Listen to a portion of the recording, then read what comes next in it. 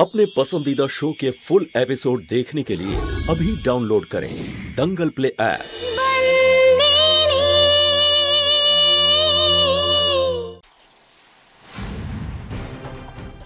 পেয়ে গেছি প্রমাণ।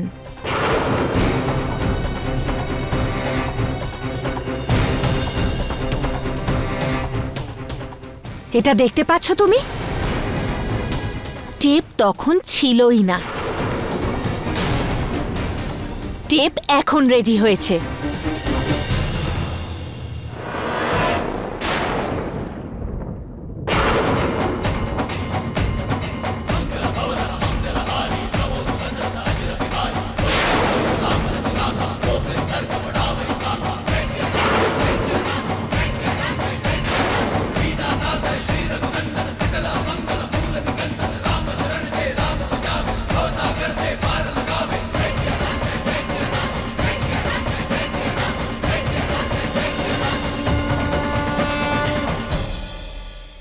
কি বলেছিলি তুই সেদিন? হ্যাঁ, আমি আর অন্যান্য সকলে তোর কথার উপর আমরা বিশ্বাস করেছিলাম, তাই না? সেই দিনও তোর একটা কথাও আমি এক বিন্দুও বিশ্বাস করে উঠতে পেরেছিলাম না। আপনি আমাকে ভুল বুঝছেন।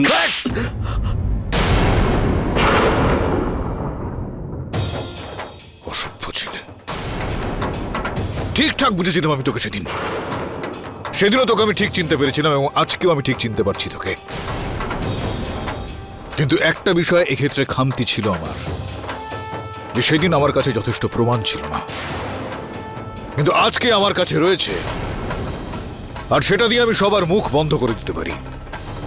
এইটা প্রমাণ করে দেখাতে পারি যে তুই যে সমস্ত কথাবার্তাগুলো বলেছিলি না আমার স্ত্রীর বিরুদ্ধে, সেগুলো সব মিথ্যে কথা। এই যে সন্তরীকে দেখছিস না, ও চাইলে মানুষ খুন পর্যন্ত করতে পারে। এই সন্তরী যদি চায় কাগজপত্র নিয়ে এই বাড়িতে এসে থাকতে পারে এবং এই বাড়ির লোকের ইচ্ছের বিরুদ্ধে গিয়েও ও এই বাড়িতে থাকতে পারে। এই সন্তরী নিজের সন্তান কোনো ভুল করলে তাকে মেরে ফেলতে পারে এবং নিজে যদি কোনো ভুল করে ও নিজেকেও মেরে ফেলতে পারে, কিন্তু নিজের চরিত্রকেও কখনোই মারতে পারবে না। ও সমস্ত সীমা অতিক্রম করে যেতে পারে, কিন্তু নিজের আত্মসম্মানের সীমাও কখনো পেরিয়ে যাবে না।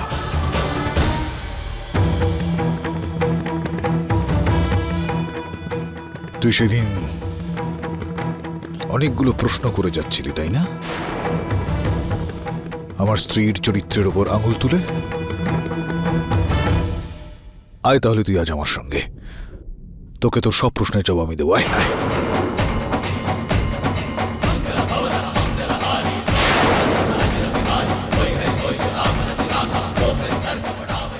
প্রথম উত্তর, কখনো কোনোভাবেই কোনো মহিলাকে একলা পেয়ে তাকে দুর্বল বলে ভাবিস না, তার উপর বল প্রয়োগ করার চেষ্টা করিস না, একদম। বুঝতে পারলে? বল বল, তুই শুধু এইটা দেখেছিস, একজন অল্পবয়স্ক মহিলার সঙ্গে বিয়ে হচ্ছে তার থেকে অনেক বড় একজন পুরুষের, কিন্তু এই সম্পর্কটার মধ্যে ভালোবাসা এবং বিশ্বাসটা তুই কোনোভাবেই দেখতে পাইনি।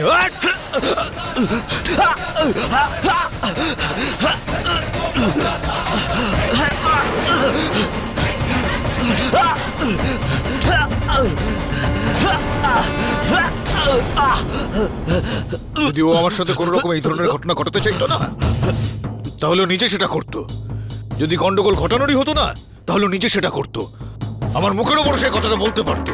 লুকিয়ে লুকিয়ে কোনো কিছু করার কোনো রকম আবশ্যকতা পড়তো না। বুঝতে পারলি তুই কি বলছিলি সেদিন? তুই যে আমি নামেই একজন স্বামী, তাই না? হ্যাঁ, আমি তাই, নামেই একজন স্বামী। তুই জানিস এই খবরটা?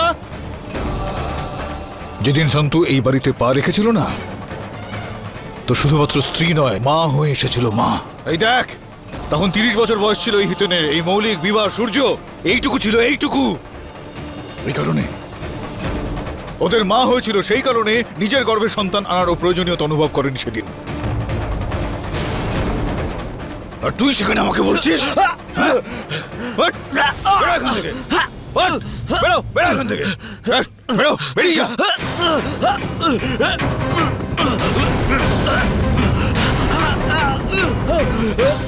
তুই দাগ লাগাবি আমার স্ত্রীর চরিত্রের উপর, হ্যাঁ? তুই ছোট করবি আমার পরিবারের সম্মানকে, হ্যাঁ? আরে যারা যারা রয়েছে আমার এই পরিবারের সদস্য, আরে তুই এক্ষেত্রে কি করবি রে? তুই তো তোর নিজের জালেই একেবারে আষ্টে পৃষ্ঠে বেঁধে গেছিস।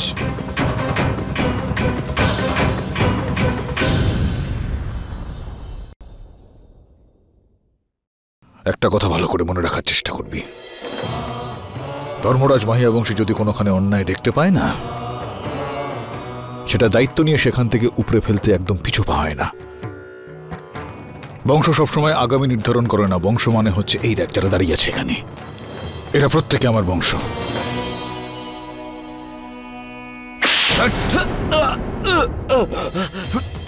আমার বিয়ের কথা বলছিল না তুই সেদিন? আমি সন্তুর সঙ্গে সঙ্গে প্রত্যেকটা মুহূর্তে থাকতে পারিনি ঠিকই, কিন্তু প্রত্যেকটা মুহূর্তে আমি ওকে আগলে আগলে রেখেছি, বুঝতে পারলি? তুই অনেক বড় অন্যায় করে ফেলেছিস তুই এই ধর্মরাজ মাহিয়া বংশের পরিবারের উপর আঙুল তুলে। ছেড়ে দেবো কি ওকে আমি? সেই দিন যখন ও দাঁড়িয়ে দাঁড়িয়ে তোর মায়ের চরিত্রের দিকে আঙুল তুলেছিল সেদিন, তখন তো সেদিন ওর কথা খুব বিশ্বাস করেছিল তোরা প্রত্যেকে। এখন আমি যে কাজটা করছি আমাকে সেটা করতে দে, সর এখান থেকে। এই ছেলে, একটা কথা জেনে রাখ, ধর্মরাজ মাহিয়া বংশী তার পরিবারের ঢাল এবং তরোয়াল, আর তোর মতন রাক্ষসকে মারা আমার কাছে একেবারেই কঠিন কাজ নয়, বুঝতে পারলি? আরো একটা বিষয়, সন্তু ধর্মরাজ মাহিয়া বংশী হলেন আমার স্ত্রী, মানে এই বাড়ির একজন সদস্য। আজকের পর থেকে কোনোদিন আমার ধর্মপত্নী বা এই পরিবারের কারোর দিকে যদি চোখ তুলে তাকানোর চেষ্টা করিস, আর যদি কোনোদিন এই ধর্মপুরে তোকে দেখতে পাই না, তাহলে একদম প্রাণে মেরে ফেলবো, বুঝতে পারলি? এই চল ওকে তোল, তুলে বাইরে ফেলে দে। এরকম জঘন্য কাজ করেছিস তুই? লজ্জা হচ্ছে আমার তোকে নিজের বন্ধু বলে ডাকতে।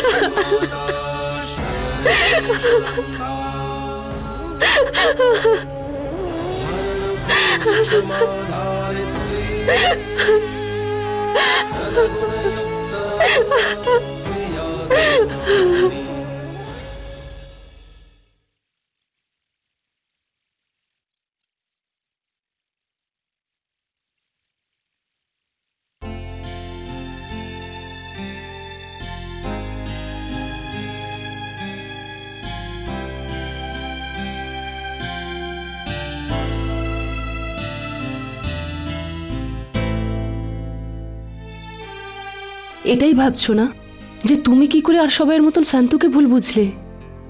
কিন্তু হিতে নেতে তোমার কোনো ভুল নেই। কখনো কখনো পরিস্থিতি এমন তৈরি হয় যে আমরা মিথ্যেকেও সত্যি বলে ভেবে নিই। সেই জন্য এই ব্যাপার নিয়ে চিন্তা করে আর নিজেকে কষ্ট দিও না। দুঃখ তো আমি শান্তকে দিয়েছি তোরেল, ওর দিকে আঙুল তুলে।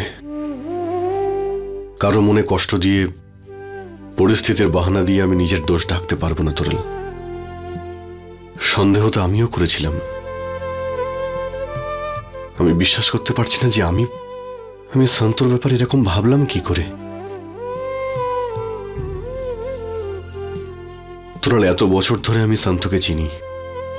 শান্তর সঙ্গে আমার যেরকমই সম্পর্ক হোক না কেন, কিন্তু শান্তর স্থান এই বাড়িতে মায়ের মতো। আর আমি আমার মায়ের ব্যাপারে এরকম ভাবলাম তোরাল। এই জন্য আমি নিজেকে কোনোদিনও ক্ষমা করতে পারবো না। শান্তর কাছে আমি কি মুখ দেখাবো?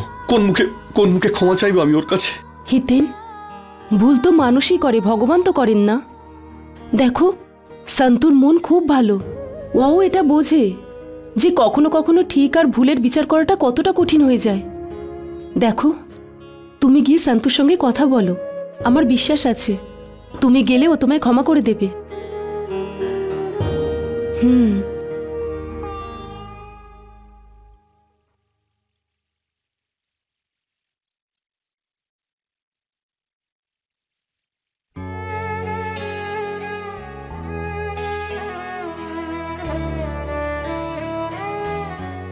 হিতেন্দা, তুমি ওখানে দাঁড়িয়ে আছো কেন? ভেতরে এসো।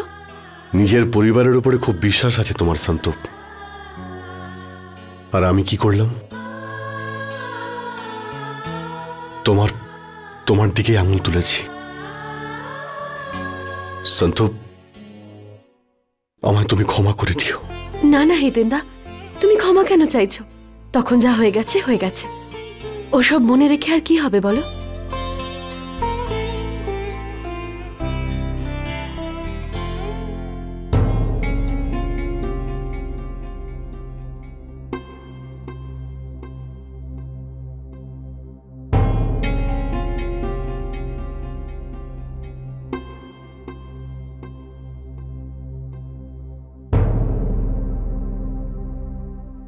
আমি জানি দিদি, তুমি অনেক কিছু বলতে চাইছো আমাকে, আর এটাও জানি যে তুমি আমাকে কিচ্ছু বলবে না।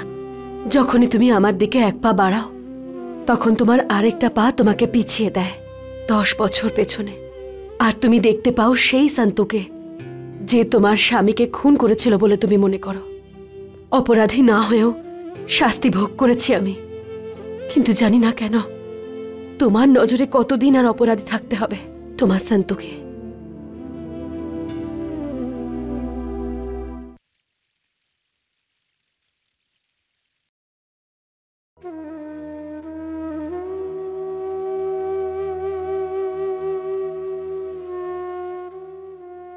এটা বাবা তোমার জন্য পাঠিয়েছে,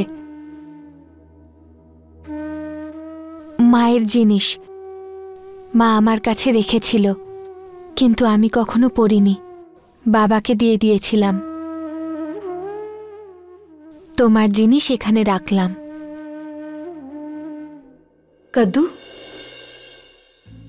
তুমি জানো না যে তুমি কত বড় উপকার করেছো আমার। রুদ্রর মিথ্যেটা সবার সামনে নিয়ে এসে তুমি মাহিয়া বংশী পরিবারের সম্মান বাঁচিয়েছ। থ্যাঙ্কস। থ্যাঙ্কস কিসের জন্য? আমি কি করেছি? তুমি আমায় সন্দীপের কথা বলেছিলে, আমি তোমায় রুদ্রর হাত থেকে বাঁচিয়েছি। আর বাবা বলেছিল, তাই এসব করেছি।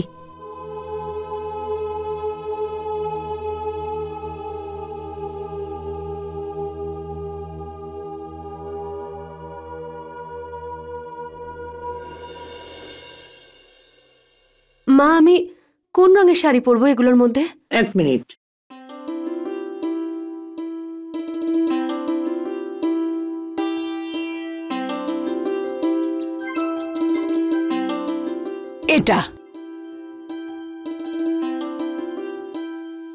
এটা কেমন? সুন্দর না? ওমা, আসলে বিষয়টা হলো, তোমার বয়সে কিন্তু এই রংটা একটু অন্যরকম দেখতে লাগে। ত্যাগের রং না এটা, কিন্তু ওই অল্প বয়সী মেয়েদের ক্ষেত্রে আমার কেননা মনে হয় তারা যদি গোলাপি রঙের কিছু পরে তাহলে ভালো দেখতে লাগে। শুনেছিস?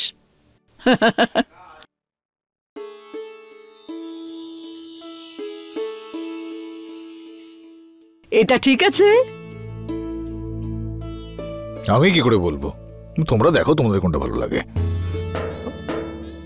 মা আসলে আমাকে একটু বলো না যে আমি খোপা করব না চুলটা খোলাই রাখবো। মা, চুল বন্ধ থাকলে খোলা থাকলে দুটোই ভালো দেখতে লাগে বলো? কিন্তু এই বয়সে মেয়েদের ক্ষেত্রে আসলে ওদের চুল খোলা থাকলে বেশি ভালো দেখতে লাগে, বাকিটা তার নিজস্ব মতামত। শুনেছিস? মালিক, আপনার পোশাক আপনার ঘরে গিয়েছিলাম, আপনি ছিলেন না বলে এখানে আনলাম। হ্যাঁ, আমি মায়ের সঙ্গে কথা বলতে এসেছিলাম। তুই আমার এতগুলো জামা কাপড় এখানে নিয়ে আসলি কেন বলতো? যেটা আপনার পছন্দ হয় আপনি নিয়ে নেবেন, বাকিগুলো আমি রেখে দেব। বোঝো, খুঁজে মরছি। তুমি এখানে? আমি তোমায় পুরো বাড়িতে খুঁজছি। কেন? আমি রেডি হব তো নাকি? তুমি যদি ড্রেস না দাও কি করে রেডি হব? তুমি যাও, আমি যাচ্ছি একটু পরে। কিন্তু তুমি এখানে বসে করছোটা কি? আমি দুজনের সঙ্গে কথা বলছি। বেশ বেশ বেশ, তুমি হলে একমাত্র আশা। চিন্তা করো না, আমি আমার ড্রেস বার করে নিচ্ছি। হ্যাঁ, আমি আসছি এখন। মা আমি বলছিলাম যে বাবাকে আসলে একটু গাঢ় রং পরলে বেশি ভালো লাগবে, তাতে বাবাকে একটু রোগাও লাগবে। কিন্তু বাবার থেকে বয়সে যারা ছোট, আমি বলতে চাইছি যে আমার থেকে একটু বয়স্ক যারা, তাদেরকে হালকা রং পরলে বেশি ভালো লাগে। শুনেছিস তুই?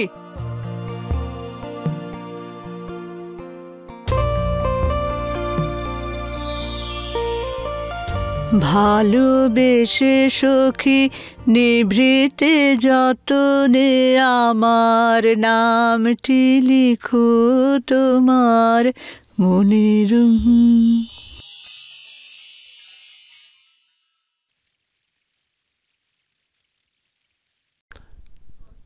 কত উত্থান পতন এলো, এখন সব ঠিক হয়ে গেছে। আর কিছুক্ষণ পরেই মঙ্গির বিয়ে। দাদু, আসুন আসুন বেয়াই, আসুন আসুন আসুন। জয় শ্রীকৃষ্ণ। জয় শ্রীকৃষ্ণ বেয়াই, জয় শ্রীকৃষ্ণ। জয় শ্রীকৃষ্ণ দাদু। জয় শ্রীকৃষ্ণ দাদু। দাদু আমি মঙ্গিকে ডেকে আনছি। এসো এসো। আসুন। কি সবাই কেমন আছো? আসুন। শরীর ঠিক আছে তো? এই চলে যাচ্ছে, উপরওয়ালার আশীর্বাদে কোনো তা তো রকম আছে বটেই। আর কি।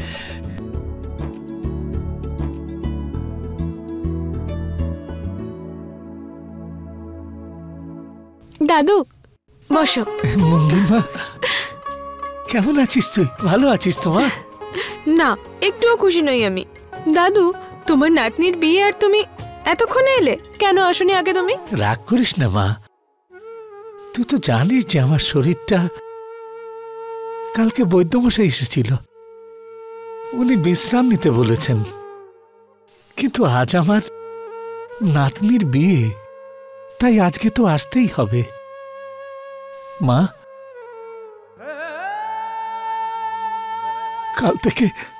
কাল থেকে তুই পর হয়ে যাবি। দেখ মা, আমাদের ভুঁড়ি আর তোর অন্ধ দাদুটাকে ভুলে যাবি না তো মা। আরে এসব কি হচ্ছে? এখনো তোমাদের মণ্ডপ তৈরি হয়নি? মালিক, এক্ষুনি হয়ে যাবে মালিক, আর ধরে নিন এটা হয়েই গেছে। আরে তাড়াতাড়ি করো, ওরা যে কোনো সময় চলে আসতে পারে। আর পুরোহিত মশাই যা বলেছিলেন সব আছে তো? হ্যাঁ মালিক। হ্যাঁ ঠিক আছে, তাড়াতাড়ি করো। আরে রামু কাকা,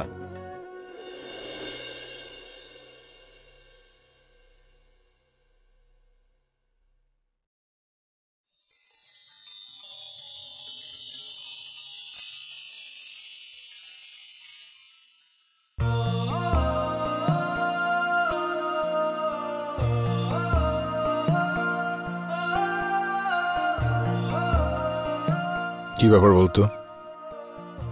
গোলাপি শাড়ি আর খোলা চুলে বেশ ভালো দেখতে লাগছে তোকে। আপনাকেও খুব সুন্দর লাগছে। আমি আপনাকে একটা কথা বলতে চাইছিলাম। হ্যাঁ হ্যাঁ জানি জানি, আমি কি বলবি তুই জানি। আমি তোকে বিশ্বাস করেছি, সে কারণে তুই আমাকে ধন্যবাদ জানাবি তো? না, আমার যে আপনার প্রতি বিশ্বাস ছিল সেটা ভুল ছিল না, সেই জন্যে। হ্যাঁ ঠিক আছে ঠিক আছে, সর এখন এখান থেকে, নিচে অনুষ্ঠান শুরু হয়ে গেছে, চল।